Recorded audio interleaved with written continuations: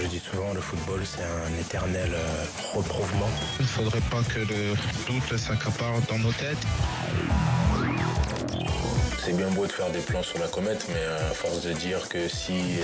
Moi, en tout cas, avec des scies, je coupe du bois. Mais... Jusqu'à minuit, c'est l'after-foot. Gilbert Brébois.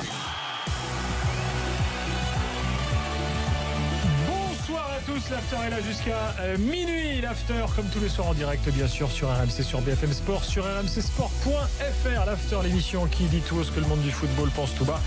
Avec ce soir Daniel Riolo. Daniel, bonsoir. Salut les amis. Et avec Jérôme Rotten. Jérôme, bonsoir. Salut les gars, salut tout le monde. Des avis comme tous les soirs dans l'after. Jérôme veut parler de l'équipe de France, Daniel veut parler de Mino Raiola et moi je vais vous parler de la fronde anti-PSG dans toute l'Europe. Simone Rovera sera également avec nous tout à l'heure à 23h car l'Italie joue ce soir face à Israël. Il y a beaucoup de choses à dire, notamment concernant Marco Verratti. L'Italie d'ailleurs mène 1-0 face à Israël. On est en début de deuxième mi-temps, il reste un peu moins d'une demi-heure. Et puis vos nouveaux rendez-vous de l'after, After Story. Ce soir, l'histoire incroyable d'Alexandre Villaplane, capitaine de l'équipe de France à la première Coupe du Monde en 1930, devenu SS en 45. Vous la connaissiez celle-là ? Je vous la raconte tout à l'heure. Et puis le grand retour du quiz à 23h40 dans les quiz Roten-Riolo. Nous en sommes maintenant à 2-1 en faveur de Jérôme Roten. Daniel va-t-il égaliser ce soir ? Suspense, vous vous inscrivez au 32-16 dès maintenant. Dans l'after, on a un lot de 10 t-shirts de l'after à vous offrir pour aller jouer au foot avec vos potes. Et puis alors des résultats, il y en a plein les gars ce soir, donc je vais essayer d'être clair et je vais vous donner les principaux. Si vous voulez absolument tout, vous allez sur rmcsport.fr. Je démarre par la zone Europe, match en cours. Le groupe de l'Espagne et de l'Italie. L'Espagne mène actuellement 6-0 au Liechtenstein. Bon. Ouais. Pas étonnant. On a regardé il y a 2 minutes, il y avait 4. Voilà. Notamment un doublé de Morata, un but de Disco, Ramos a marqué, bref. Il se balade. L'Italie, donc je l'ai dit, mène 1-0 dans le même temps face à Israël, en galérant plus. On aura Simone tout à l'heure qui nous racontera. Sinon, il y a également un choc entre la Turquie et la Croatie ce soir. 0-0 entre les deux équipes, alors qu'il reste 27 minutes à jouer. Je passe maintenant à la zone Afrique, avec l'Algérie, virtuellement éliminé, qui joue ce soir face à la Zambie 0-0 après 28 minutes. Le Mali face au Maroc. Maroc qui a un vrai coup à jouer. 0-0 pour l'instant dans ce match. Le Maroc a un coup à jouer parce que tout à l'heure, résultat surprise, le Gabon est allé gagner en Côte d'Ivoire 2-1 avec notamment un but somptueux de Lemina.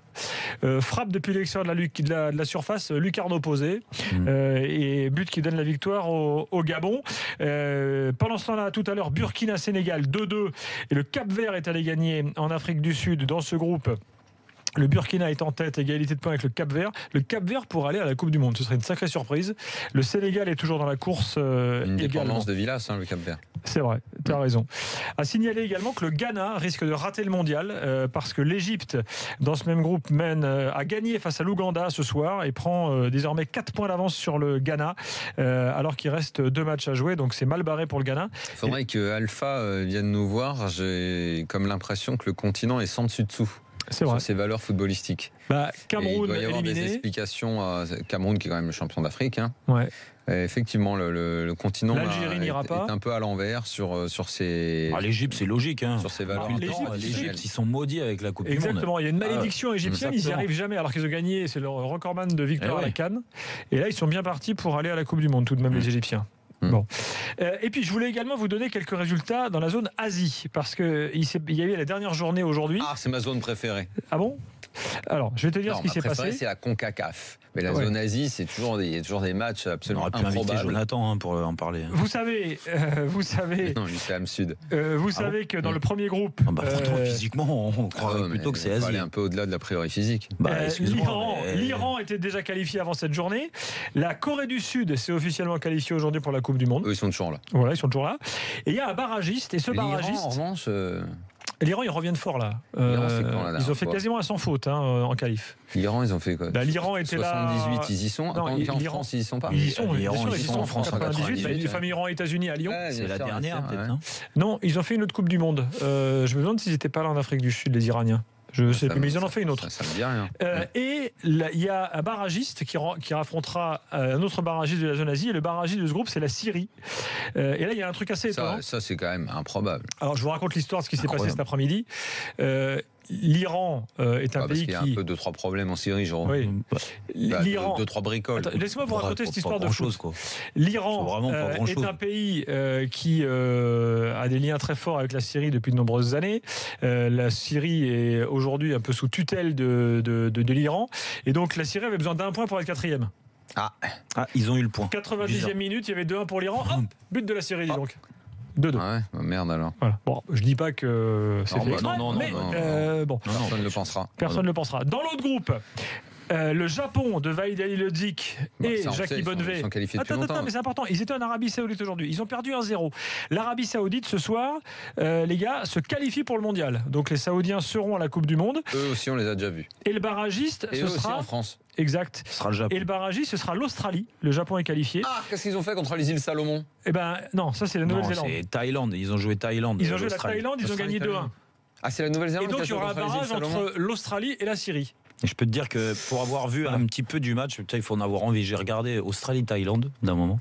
Ça doit l'amour du football de Jérôme. Et ouais, écoute, il faut. Et ils ont eu, mais vraiment très chaud. Parce qu'il y avait un partout à 3 minutes de la fin. Le foot progresse en Thaïlande. Et non, mais je pense qu'il a régressé en Australie surtout. Mais pourquoi les Thaïlandais, ils peuvent y aller, les Thaïlandais? Non, là c'est mort, ils sont éliminés. Ah ouais, parce qu'on les a jamais vus. Et le Qatar aussi éliminé. Là, il devrait prendre Manu dans l'équipe. Comme il est tout le temps là-bas, qu'il adore ce pays. Exactement. Je pense qu'il peut encore jouer. Ouais. Manu Petit, ouais, pourquoi pas. Donc barrage entre la Syrie et l'Australie. Et le vainqueur de ce barrage jouera contre le barragiste de la CONCACAF. Or, ce barragiste de la CONCACAF pourrait être les États-Unis. Donc, on pourrait avoir un barrage pour le mondial. Syrie-États-Unis, c'est possible. Ce serait assez incroyable au niveau géopolitique. Ouais. Bon. Ouais. Ils vont finir 3e. C'est mieux si c'est Iran. Si tu veux vraiment un truc un peu qui dit quelque chose. L'Iran, ils sont qualifiés. Oui, non, mais d'accord. Et donc, ils étaient là en 2006, les Iraniens. Non, c'est un barrage Corée du Nord, États-Unis, là, on était dans un truc un peu plus sympa, un peu plus croustillant, tu vois. Voilà, bon ben, en fait, ça se joue cette nuit pour les Américains qui jouent au Honduras. C'est terminé, ils ont quand même fait une Coupe du Monde là. Il y a pas la dernière, celle d'avant. Mais là, cette année, je t'avoue qu'on n'a pas énormément d'infos sur la progression du foot nord-coréen. Je sais pas, moi je pensais que tu avais des billes là-bas depuis que tu es allé. Bah ouais, mais depuis j'en ai plus. Parce qu'en même temps, il faut y aller pour avoir des billes. Et si tu vas pas, t'as pas de billes. Moi je pensais que tu avais gardé les contacts avec des amis là-bas. Non, c'est un peu compliqué. Et puis je signale également que cette nuit et même ce soir, il y a les journées de qualif en Amérique du Sud. Il y a un Bolivie-Chili qui a démarré à 5 minutes 0-0. Tout à l'heure à 22h30, il y a Colombie-Brésil. Ça a de la gueule. Avec les Brésiliens qui sont déjà qualifiés. Voilà. Et CONCACAF, t'as rien dit là. Argentine, Venezuela, Mexique. Tu veux faire un point CONCACAF. Le Mexique, le Mexique est qualifié. C'est réglé. Il joue le Costa Rica aujourd'hui. Exactement. Donc si le Costa Rica s'impose, je pense que ce match-là aussi va. Dans mes équipes, est-ce que tu as des équipes chouchou à la Coupe du Monde, toi, Jérôme? Des équipes un peu chouchou que t'aimes bien retrouver. Alors moi, Mexique, je te le dis, c'est une équipe un peu chouchou à la Coupe du Monde. Oui. Tu vois, j'aime bien, j'aime pas. J'aime bien l'esprit qu'ils ont. La figuration, c'est toujours. J'aime bien ce qu'ils font à chaque fois. J'aime bien leur état d'esprit. Écoute, toi c'est le Mexique, moi c'est l'Uruguay, moi. J'ai toujours adoré l'Uruguay. Ouais, aussi. Mais bon, là c'est un peu moi le Brésil, l'Uruguay, parce que c'est. Ah mais toi tu sors prends des nations qui ont du mal à exister et voilà. Écoute, excuse-moi, mais l'Uruguay ils ont existé récemment, mais ils n'ont pas toujours existé. Le chouchou ça doit être un peu petit, tu veux dire? Exactement. Ouais d'accord. Alors élimine l'Uruguay, tu vas choisir un chouchou un peu petit. Un peu petit, ouais. Un peu petit quoi. Moi ça marche Mexique, ça tient encore un peu comme petit Mexique. Ouais. C'est vraiment limite. Alors le Cameroun, mais ils y seront pas donc. Cameroun, c'est pas. Cameroun, Patrick Boma, tout ça, j'ai toujours adoré. C'est vrai. Patrick Boma, tu peux en sortir d'autres que Patrick Boma quand même au Cameroun. Excuse-moi, Patrick Boma, ballon d'or africain.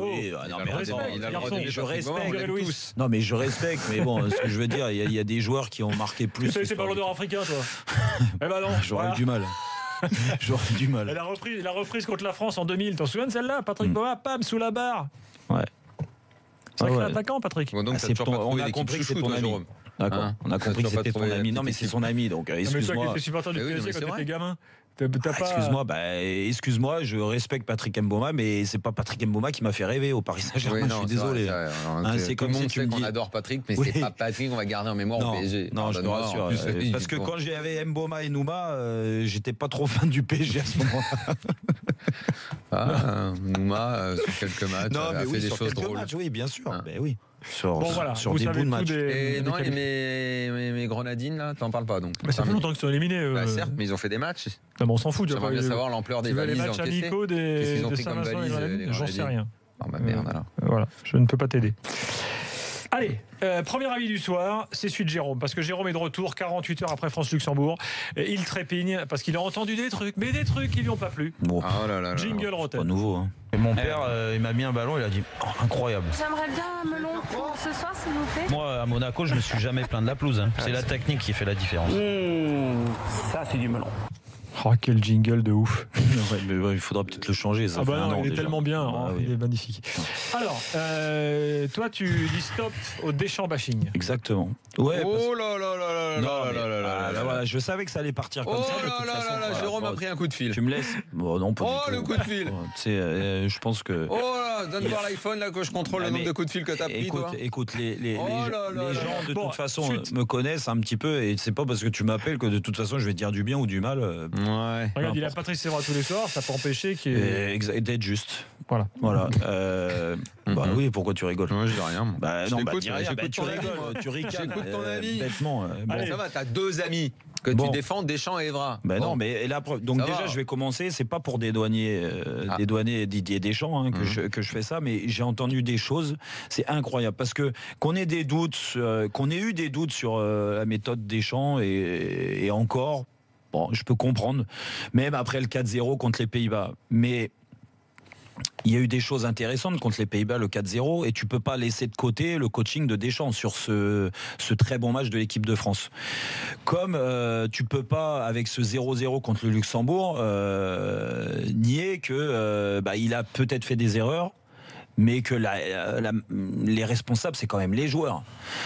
Ceux qui ont joué au football, n'importe quel niveau, je parle. Et c'est ça qui m'inquiète, c'est que j'ai entendu des choses, que ça soit à un niveau amateur ou au niveau professionnel, et même sur les ondes des RMC encore hier. Mais quand tu me dis Didier Deschamps, il faut qu'il fasse des changements avant. Il faut qu'il fasse des changements sur la composition d'équipe. C'est pas normal. C'est sûr que c'est plus facile de parler après coup, hein. Mais avant le coup, il y a quand même une gestion d'effectifs à avoir. Quand tu sors d'un 4-0 contre les Pays-Bas, comment tu veux qu'on dise oh bah tiens Pogba de côté ou Kanté et on va mettre Rabiot, Griezmann ou Giroud de côté on va mettre Mbappé ou Lacazette à la place de Giroud et puis changer Coman et puis changer Lemar parce que en 3 jours comme ça ils peuvent pas récupérer. Mais c'est facile après le coup. Mais déjà je pense que ces joueurs-là ont pas failli physiquement. C'est que c'est techniquement qu'il y a eu un souci. Ah bah moi, je sais pas, je pensais que Mbappé était sorti parce qu'il était fatigué. Dans le dernier geste, bah apparemment après il y a. C'est ce que nous a dit ton staff. Hein. Non, c'est ce qu'a dit Guy Stéphane hier sur Team Duc, sur mon staff. Ouais, t'as raison. Mais c'est l'adjoint de ton pote. Non, mais ce que je veux dire sur Mbappé, c'est facile. Mbappé, il a été très bon pendant 20 minutes, mais il faut pas masquer le reste du match d'Mbappé. Mbappé, tu le sors. Est-ce que c'était choquant de le voir sortir? Moi, sur le moment, ça m'a pas choqué. Et il l'a sorti à la 59e minute de jeu. Il a fait 2 changements. Et on lui reproche en plus à Didier Deschamps de faire des changements trop tard dans le match. Mais à la 59e minute, il reste plus d'une demi-heure à jouer contre des Luxembourgeois qui avaient mis plus que le bus devant le but. Normal, on a frappé à peu près 38 ou 40 fois au but. Mais qu'est-ce que tu veux de plus? Didier Deschamps, il est responsable de quelque chose. Il a rien fait alors. Technique, en fait. Mais franchement, quand on gagne, en fait, c'est grâce à lui. Non, parce que quand tu joues ce En fait, genre il fait d'équipe, quoi, le coach, Daniel, alors ce qui me choque dans ton discours, toi aussi. Moi, j'ai fait aucun c'est discours, que, je posais une question. La preuve, non, parce que Mais tes j'ai fait réflexions. aucun discours, mais je t'ai posé une question. C'est pas une question, c'est une affirmation Non, ce que je tu me pose dis. une question. Donc, Est-ce que c'est grâce à Deschamps quand on gagne? parce que- Est-ce que c'est pas Non, à cause de lui quand on mais perd? il faut, Pardon. Ben non, mais il faut relativiser ce genre de match. Quand tu joues le Luxembourg, me dis pas que c'est un problème tactique ou un problème d'homme. Si t'arrives pas à gagner, Didier Deschamps, il a beau jouer en 3-4-3 ou en 2-6 et puis que des attaquants derrière, ça changera rien. De toute façon, il faut être efficace dans le football. Mais c'est pas de la faute à Didier Deschamps si Antoine Griezmann il y arrive pas. Par contre, là où je le dédouane Il pas, peut peut-être le sortir à un moment. là où je le dédouane pas, et c'est peut-être là la faute de Didier, c'est qu'il a donné ce fameux leadership à certains joueurs il y a quelques mois, quelques années maintenant, que ça soit Paul Pogba au milieu de terrain, que ça soit Antoine Griezmann devant, que ça soit Hugo Lloris dans les buts. Donc il a le droit de temps en temps de se poser des questions sur Pogba ou pas? Oui, mais là on est dans une évolution. Donc on est non, mais c'est on bien est déjà, si tu dis ça, c'est bien. Il faut quand même lui laisser le temps. Ce que je veux dire, il peut pas tout changer comme ça. Quel temps il doit avoir pour Pogba? Quel temps? On lui a demandé du changement. Tout le monde lui a demandé du changement. Alors je sais pas s'il a pris, il a réfléchi, il a eu une réflexion dans le sens où il s'est dit oh là là, l'opinion publique veut que je sois plus spectaculaire, que je mette plus de joueurs offensifs et tout ça, que je mette plus de jeunesse. Il l'a fait. Il l'a fait contre les Pays-Bas, il l'a fait contre le Luxembourg. Donc il écoute ce que disent les médias et il applique. Je sais pas, c'est ce que vous pensez tous. Donc il l'a fait. Encore une fois, il a vu que sur ce match-là, qui a pêché, surtout, c'est ses leaders. L'expérience sur ce genre de match est très importante. Tu vois, tu doutes pas. Quand tu vois le match de Thomas Lemar, par exemple, qui rate tous ses coups de pied arrêtés, alors qu'il avait été éblouissant 3 jours avant, tu sais que c'est un problème de confiance, un problème d'expérience. Comment il a appréhendé mais comment veux-tu qu'il soit moins en confiance après tout ce qu'il a fait 3 jours avant? Ou de surconfiance. Il était au top de la confiance. C'est juste qu'il a eu une suffisance totale dans l'équipe. Parce que Daniel, c'est aussi mon rôle, c'est pour ça que je suis là. Sinon, je ne serais pas consultant. C'est aussi, nous, l'expérience qu'on peut avoir du terrain. Que quand tu mets le maillot de l'équipe de France et que quand tu as 2 sélections ou quand tu as 15 sélections, c'est pas la même chose quand tu tires un coup de pied arrêté. Et je suis bien placé pour le savoir, je les ai fait. Et que ça soit dans ton club, c'est pareil. Il était en confiance, Lemar. Après, il était en confiance, mais tu sais que la confiance, c'est dans le football, c'est une. Non, mais il était peut-être un peu émoussé. Alors, non, mais émoussé de quoi? Tu l'as senti émoussé, Thomas Lemar? Un petit peu. Mais ça, c'est.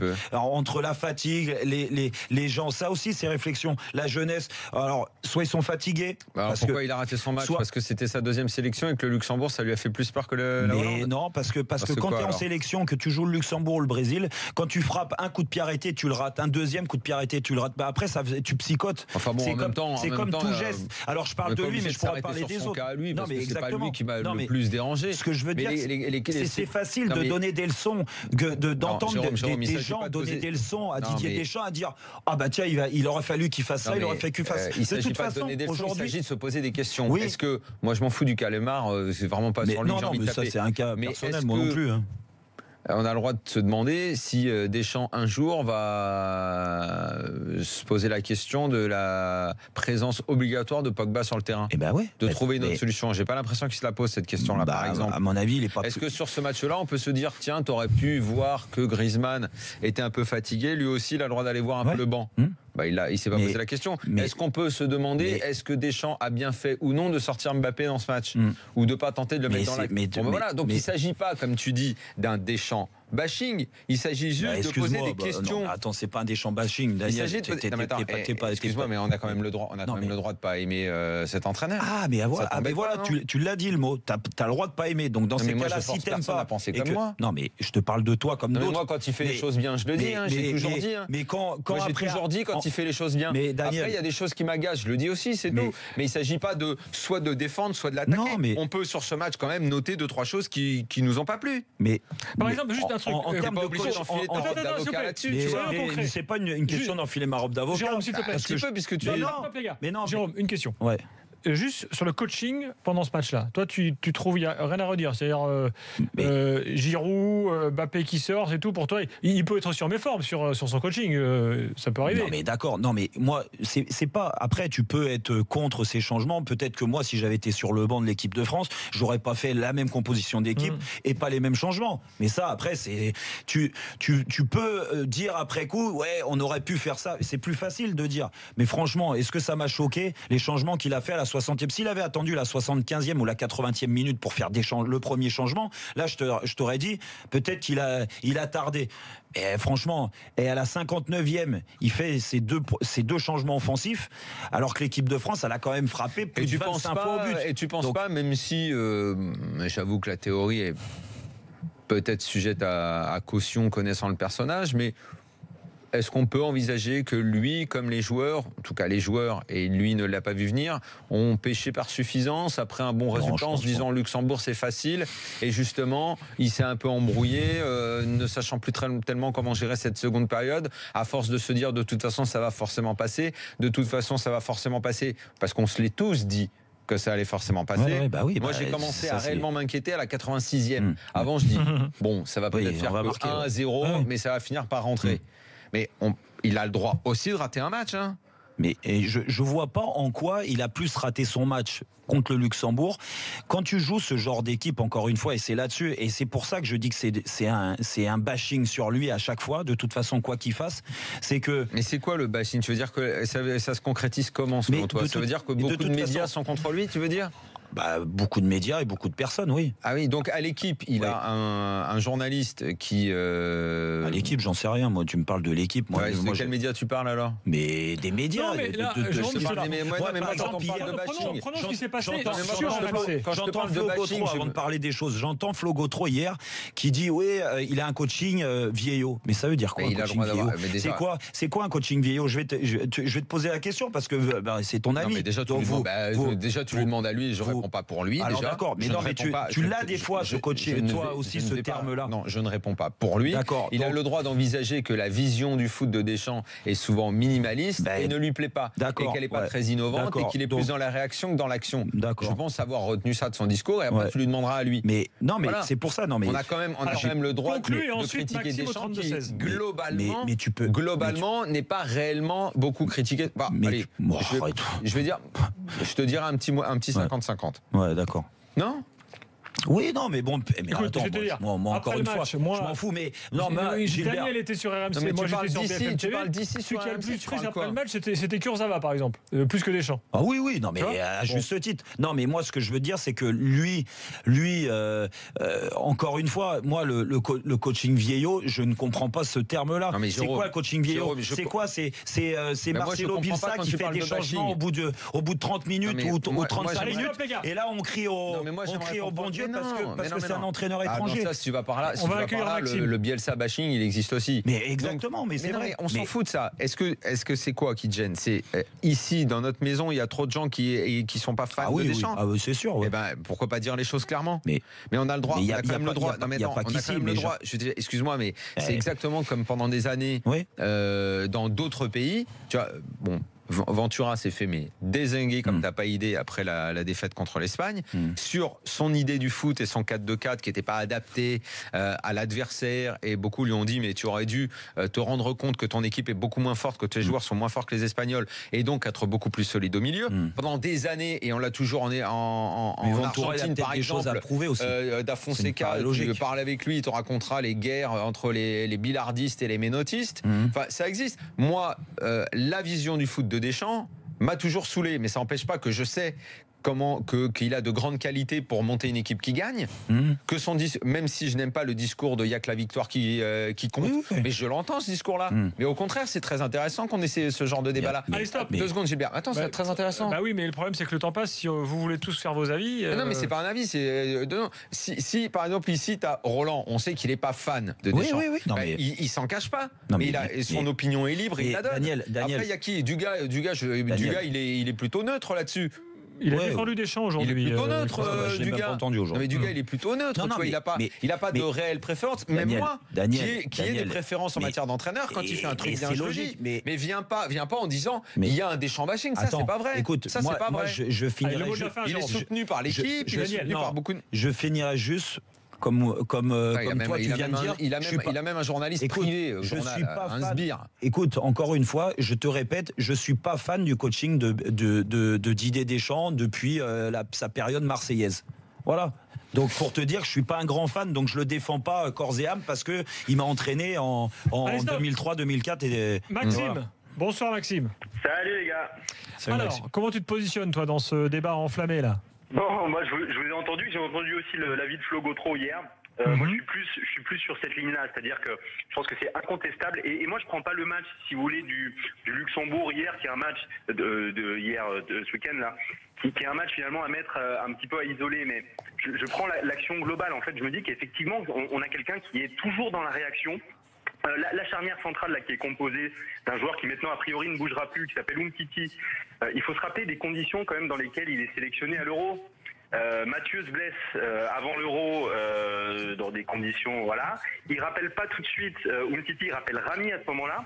Et ensuite, Varane se blesse. Et à ce moment-là seulement, il appelle Umtiti, qui derrière, en fait, nous rend de grands services, puisqu'il y a aussi Mangala dans le groupe, qui au final c'est peut-être une gestion de groupe aussi. Réponse de Jérôme là-dessus. Non, mais ce que je veux dire, tu peux toujours prendre des cas particuliers, mais moi, ce qui me dérange, encore une fois, c'est qu'il est toujours dans la réaction. Mais en quoi il est dans la réaction? Tu peux m'expliquer? Là, tu me donnes un exemple d'une blessure, après il rappelle un autre parce que ceci, cela. Mais ça, c'est la gestion d'un groupe. Mais non, après, je suis en pas quoi d'accord, Jérôme. Ça, ce sont des choses qui s'anticipent. On parle d'une charnière centrale, les gars. On parle d'un garçon qui a été performant longtemps à Lyon.